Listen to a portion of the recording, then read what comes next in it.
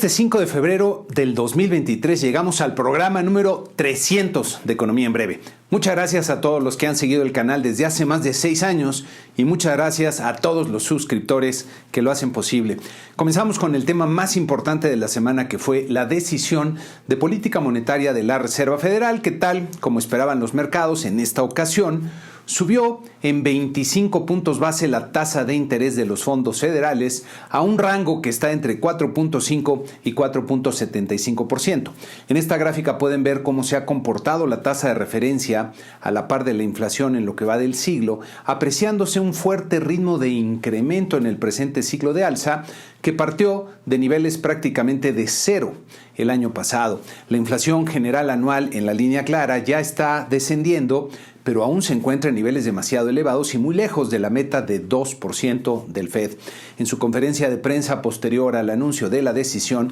el presidente del Fed, Jerome Powell, continuó con un mensaje decididamente halcón, diría yo, pero, como lo pone esta nota de Reuters, los mercados están escuchando algo diferente. Powell señaló que todavía no están en una posición suficientemente restrictiva, dejando ver que todavía faltarían 2 incrementos más para llevar la tasa de interés por arriba del 5% y mencionando que no ven recortes a la tasa este año. La postura de Powell sigue siendo cautelosa respecto a la inflación, mientras que los inversionistas ya quieren cantar victoria y volver a tener tasas más bajas. Esta disonancia no es nueva y ya hemos comentado en este programa que la elevada volatilidad que han presentado los mercados financieros está explicada en buena medida por los ajustes que se han tenido que hacer cuando la realidad no corresponde a lo esperado, especialmente sobre lo que va a hacer la Reserva Federal. Cuando los indicadores económicos relevantes apunten hacia tasas de interés más altas y por más tiempo por parte del Fed, veremos que la volatilidad resurge. Y hablando de indicadores, vaya sorpresa que causó el reporte de empleo en Estados Unidos. En el mes de enero se crearon 517,000 nuevos empleos no agrícolas, casi el triple de los 185,000 empleos anticipados por el promedio de analistas. Y como podemos ver en la gráfica, uno de los meses más sólidos en un año. La gran mayoría de los empleos creados en enero se observaron en los servicios, especialmente en salud y restaurantes y hoteles. La tasa de desempleo se redujo a 3.4%, que es el nivel más bajo que ha registrado desde 1969. A pesar del sólido ritmo de creación de empleos y bajo desempleo, las ganancias medias por hora, que reflejan los costos salariales, aumentaron 0.3%, en línea con lo previsto. Cabe notar que este ritmo de aumento no es tan alto como en meses previos, como vemos aquí, pero es un ritmo superior a lo que era usual antes de la pandemia. A tasa anual, las ganancias medias por hora descendieron a 4.4%, continuando con su tendencia descendente de los meses pasados, pero todavía en un nivel, diría, incompatible con una inflación del 2%, que es la meta del Fed. En esta otra gráfica puede verse una mayor velocidad de ascenso en las ganancias medias por hora, lo que representa uno de los factores de preocupación para el desempeño futuro de la inflación. Estos resultados del reporte de empleo fortalecen la necesidad de continuar aplicando una mayor restricción en la política monetaria, es decir, seguir subiendo las tasas de interés de la Reserva Federal. Los mercados accionarios reaccionaron primero con optimismo a la decisión de la Reserva Federal y luego con inquietud al reporte de empleo del viernes, interrumpiendo la tendencia ascendente que llevaban en unos días de la semana, logrando una ganancia de 0.7% en nuestro promedio de 10 mercados que vemos aquí, aunque con algunos mercados mostrando bajas. El mercado accionario mexicano es de los que tuvo una baja semanal, en este caso de 1.3%, como vemos acá, con una caída muy pronunciada el jueves y terminando la semana en los 54,049 puntos. Nuestro tipo de cambio registró una fuerte volatilidad, reaccionando con fuerza el viernes al reporte de empleo de Estados Unidos, que pone en perspectiva más aumentos en las tasas de interés y terminando en 18.96 pesos por dólar. Las tasas de interés de largo plazo de México y Estados Unidos, que podemos ver en esta gráfica, se han venido moviendo de forma bastante sincronizada, reaccionando principalmente, diría yo, a los cambios en las expectativas para la política monetaria de Estados Unidos, que se han venido suavizando conforme la inflación en Estados Unidos ha venido descendiendo. En otro tema de mercados, Pemex colocó $2,000 millones en bonos a 10 años, señalando en su comunicado que fue un exitoso regreso a los mercados internacionales, destacando que se logró disminuir el costo respecto a, entre comillas, lo anunciado inicialmente, lo que pone de manifiesto la confianza de los inversionistas y la estrategia conjunta de Hacienda y Pemex. Híjole, ¿de verdad? Miren, número 1, todavía no se ha anunciado la estrategia que mencionan. Y número 2, la colocación se realizó a una tasa de 10.375% en dólares, que es una tasa carísima. Para que puedan comparar, en esta gráfica pueden ver la tasa de rendimiento que pagan en promedio los bonos corporativos de Estados Unidos que no tienen grado de inversión, los coloquialmente llamados bonos basura, y mucho menos tienen el respaldo del gobierno federal. Mientras que estas empresas obtienen financiamiento a tasas por debajo del 8% en estos días, vean dónde está la tasa a la que colocó Pemex con todo y el respaldo cada vez más explícito del gobierno federal de México. Lo triste del asunto es que el gobierno le está metiendo cuantiosas cantidades del dinero de todos los mexicanos a una empresa que por lo pronto no es financieramente viable bajo la estrategia actual. Pasando a los temas nacionales, las finanzas públicas presentaron resultados preocupantes en el mes de diciembre, con fuertes caídas generalizadas en los ingresos, como ven en este cuadro resumen. También destaca en este cuadro el costo de la política de subsidiar los precios de la gasolina, que ya es de más de 300,000 millones de pesos el año pasado. En esta gráfica puede verse la evolución mensual de la recaudación por el impuesto especial a gasolinas y diésel, que nos da una buena idea del gasto que se destinó mes por mes a este subsidio. Del lado del gasto se observa un fuerte crecimiento de 833 miles de millones de pesos en el gasto total. Para dimensionar esta cantidad, imagínense que alcanzaría para crear 2.7 millones de empleos de 20,000 pesos al mes con todo y carga social por todo un año. Como decimos en México, es un titipuchal de dinero. Regresando a nuestro cuadro resumen, el año concluyó con un déficit fiscal de 226 miles de millones de pesos. En este otro cuadro pueden ver la diferencia entre lo presupuestado y lo observado en el 2022 en algunos indicadores. Los ingresos fueron 422.5 miles de millones de pesos por arriba del presupuesto, pero el gasto estuvo 520.8 miles de millones de pesos por arriba, equivalentes a 1.6 puntos porcentuales del PIB, con una diferencia de 98.3 miles de millones de pesos. Los requerimientos financieros del sector público, que son una medida más precisa del endeudamiento y desequilibrio fiscal, que se habían presupuestado en 3.5% del PIB, terminaron el 2022 casi un punto porcentual por arriba en 4.4% del PIB, lo que representa un preocupante relajamiento de la disciplina fiscal. La deuda pública neta total aumentó en 1.000.000 de millones de pesos o 91.2 miles de millones de dólares en el año, observándose una discrepancia respecto a la deuda bruta que me hace pensar que se utilizaron recursos que se tenían por ahí por el lado de los activos. En esta gráfica puede verse la evolución mensual del saldo de la deuda pública bruta, que se ha incrementado en 174 miles de millones de dólares en lo que va del sexenio, o si la vemos en pesos, el incremento ha sido de 3.2 millones de pesos en lo que va del sexenio. Para tener una referencia más cercana a lo que representa este endeudamiento del gobierno, teniendo en cuenta que es una deuda que tenemos que pagar los ciudadanos, si dividimos la deuda entre la población ocupada que reporta el INEGI, entonces la deuda por persona ocupada ha subido de 204,000 pesos a finales del 2018 a 245,000 en diciembre del año pasado.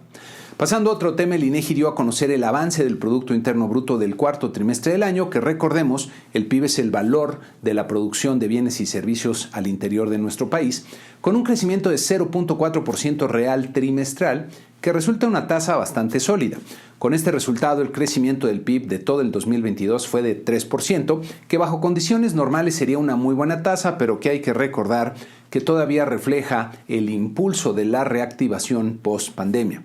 En esta otra gráfica podemos ver la evolución del PIB trimestral, que estaría regresando al nivel que tenía en el cuarto trimestre del 2018. Si lo vemos de forma anual, recordando que el PIB es un promedio de los 4 trimestres, el PIB del 2022 estaría todavía a niveles del 2017, como vemos aquí. Regresando al cuadro del INEGI, el sector servicios, que representa 2/3 partes de la producción total, creció a una tasa relativamente débil de 0.2%. Para poner en perspectiva algunos comentarios que han estado fluyendo en las redes sociales respecto a cómo fallamos los analistas en pronosticar el crecimiento del año, vale la pena recordar cómo estaban los pronósticos justo al inicio del 2022 en esta gráfica con información de la encuesta de Citibanamex del 5 de enero del año pasado. Cada puntito es el pronóstico que tenía cada analista para el crecimiento del PIB en el eje horizontal y la inflación en el eje vertical, con el punto rojo marcando el promedio de las respuestas. Hasta arriba pueden ver en el rombo oscuro el resultado observado, que nos revela que fue la inflación la que más nos sorprendió y diría falló a todos en conjunto, pero el crecimiento del PIB se anticipaba en 2.7%, no tan lejano del 3% efectivamente observado. El tache de abajo a la derecha es el pronóstico con el que la Secretaría de Hacienda hizo el presupuesto, con un crecimiento de 4.1% que, como lo señalamos en su momento muchos analistas, resultó ser demasiado optimista. Hablando de pronósticos, Banco de México publicó su encuesta de expectativas entre los especialistas en economía del sector privado del mes de enero, que pueden ver en este cuadro resumen. Para el crecimiento económico del presente año, el promedio de analistas anticipaba un crecimiento del 1%, que me parece un poco optimista, diría, ante los nubarrones que hay en el horizonte y que apuntan hacia un crecimiento mucho más débil que un servidor estima por el momento en 0.65%, como pueden ver en la última columna, que tienen los pronósticos de casa aquí de Economía en Breve. Para la inflación se anticipan niveles de cierre del año por arriba del 5%, tanto para la general como para la subyacente. Para la tasa de interés de referencia de Banco de México al cierre del año, el promedio de analistas anticipa un nivel de 10.35%, que estaría debajo del nivel actual de 10.50%, lo que implica que Banjico comenzaría a reducir su tasa antes de que termine el año, lo que me parece poco probable ya que todavía faltarían por lo menos 2 incrementos más en la tasa de referencia, que en mi opinión comenzaría a reducirse hasta el 2024, y eso si las cosas salen bien con la inflación. El financiamiento de la banca comercial al sector privado mostró una dinámica interesante en diciembre, con el saldo del crédito a empresas y personas físicas con actividad empresarial pues básicamente estancado, una tendencia ascendente bastante continua y suave, diría, en el crecimiento de la vivienda y una caída notable en el crédito al consumo. Al interior del crédito al consumo se observa un fuerte repunte en noviembre en el saldo de tarjetas de crédito, aquí en las barritas azules, que luego cae en diciembre, lo que sugiere que la promoción conocida como el Buen Fin, que se realiza en noviembre, motivó muchos tarjetazos de la gente. El crédito automotriz comienza a presentar una tendencia ascendente, como se ve aquí en la línea naranja, mientras que los créditos de nómina y personales bajaron un poco. En esta gráfica puede verse que el crédito para bienes durables diferentes de automóviles repuntó con fuerza en noviembre, nuevamente asociado al Buen Fin, y siguió creciendo pero a menor ritmo en diciembre. No se percibe gran fortaleza en el crédito de los bancos. Las remesas que mandan los mexicanos trabajando en el extranjero a sus familias repuntaron con fuerza en diciembre para sumar 5.4 miles de millones de dólares, mismo nivel que ya habían alcanzado en octubre pasado. Como pueden ver en esta otra gráfica, las remesas sumaron 58.5 miles de millones de dólares en todo el año 2022, creciendo con fuerza respecto al 2021, reflejando la enorme necesidad que tiene principalmente Estados Unidos de mano de obra. El monto promedio de las remesas creció de forma sustancial en los últimos años, alcanzando $390 por envío en el 2022, lo que sugiere que los ingresos que perciben nuestros compatriotas en el extranjero despuntaron, diría, por el masivo estímulo fiscal proporcionado por el gobierno de Estados Unidos. En el entorno global, el Fondo Monetario Internacional publicó su panorama económico mundial revisando sus pronósticos para la actividad económica, como pueden ver aquí en este cuadro resumen. Y como puede verse en la penúltima columna, el Fondo Monetario revisó al alza las perspectivas de crecimiento económico del 2023 en la gran mayoría de los casos respecto a lo que publicaron en su entrega anterior de octubre del año pasado. Si comparamos contra el 2022, la expectativa sigue siendo de una desaceleración importante en las economías avanzadas, especialmente en la eurozona y en Estados Unidos, aunque hay que destacar el caso del Reino Unido, que enfrenta una recesión que diría es parte del costo de su decisión de abandonar la eurozona del famoso Brexit. Para México, revisan al alza su pronóstico para el 2023, aunque sigue percibiéndose un declive importante respecto al 2022 y debilidad para el 2024. En su publicación destacan como riesgos a la baja la posibilidad de que los problemas de salud en China detengan su recuperación, una escalada de la guerra en Ucrania, condiciones financieras más apretadas que generen problemas de deuda, reacciones adversas de los mercados financieros ante noticias desfavorables en la inflación y que la fragmentación geopolítica obstruya el progreso económico.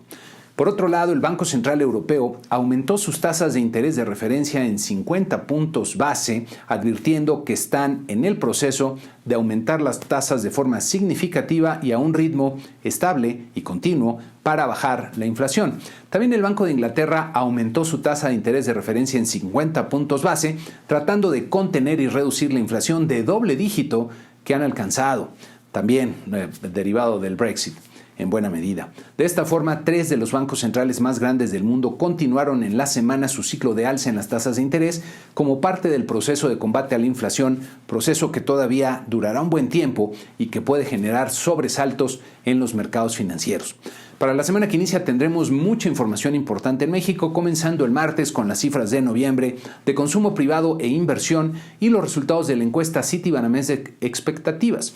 El jueves será un día importante porque tendremos en la mañana las cifras de inflación del mes de enero y a mediodía la decisión de política monetaria de Banco de México con el primer voto de Omar Mejía como subgobernador. Lo más probable para esta decisión parece ser que Banxico aumente su tasa de interés en 25 puntos base, siguiendo lo que hizo la Reserva Federal, aunque creo que no habría que descartar un aumento de 50 puntos ante el repunte inesperado que tuvo la inflación en México en el mes de enero. Habrá que poner atención al comunicado para ver la guía futura que puedan ofrecer a los mercados y si realizan revisiones en sus pronósticos de inflación. Para la sección Da Vinci les tengo una reflexión a partir de un interesante episodio de la historia, pero comenzando con la siguiente pregunta. ¿Qué tan buena es tu forma de pensar? Durante la Segunda Guerra Mundial, la Fuerza Aérea de Estados Unidos tenía un problema por resolver: cómo reforzar los aviones bombarderos para que pudieran regresar mejor a la base. No podían reforzar todo el avión porque su peso aumentaría considerablemente y limitaría su capacidad operativa, así que tenían que ser muy selectivos. Para resolver el problema, desarrollaron unos mapas de los aviones que regresaban de la batalla para ver dónde habían recibido más balas, como el que ven ustedes aquí, pensando que esas eran las zonas que tenían que reforzar porque eran las que más daño recibían. Sin embargo, la persona encargada del análisis era el matemático de origen húngaro Abraham Wolf, que les hizo ver que las zonas que más balas recibían se observaban en los aviones que regresaban, por lo que estaban viendo información sesgada, con lo que posteriormente se llamó el sesgo del sobreviviente. Para minimizar las pérdidas de los aviones, las partes que debían reforzarse eran las que no presentaban agujeros, ya que esos eran los aviones que no regresaban. Aunque pensar es algo que hacemos la gran mayoría de los seres humanos, pensar de forma efectiva tiene su chiste y es una habilidad que hay que desarrollar. Existen decenas de sesgos del pensamiento humano que nos pueden llevar a conclusiones erróneas si no los conocemos, e incluso personas con una sólida formación científica y matemática suelen caer como presa de algunos de estos sesgos del pensamiento y llegar a conclusiones que son equivocadas. Conocerlos ayuda a evitarlos y a refinar nuestra forma de pensar para que se vuelva más poderosa. Por cierto, si esta sección ¿te gustó? Pon un comentario en el canal o mándame un correo para seguir comentando más sobre este tema. Y con esto terminamos este programa número 300 de Economía en Breve. A todos mis suscriptores, de verdad les reitero mi agradecimiento. Aquí les dejo mis datos de contacto y redes sociales, invitándolos a visitar la página de www.economiaenbreve.com. Los que todavía no se han suscrito al canal, que se suscriban, lo pueden hacer de forma muy fácil en esta página. Que tengan a todos una excelente semana.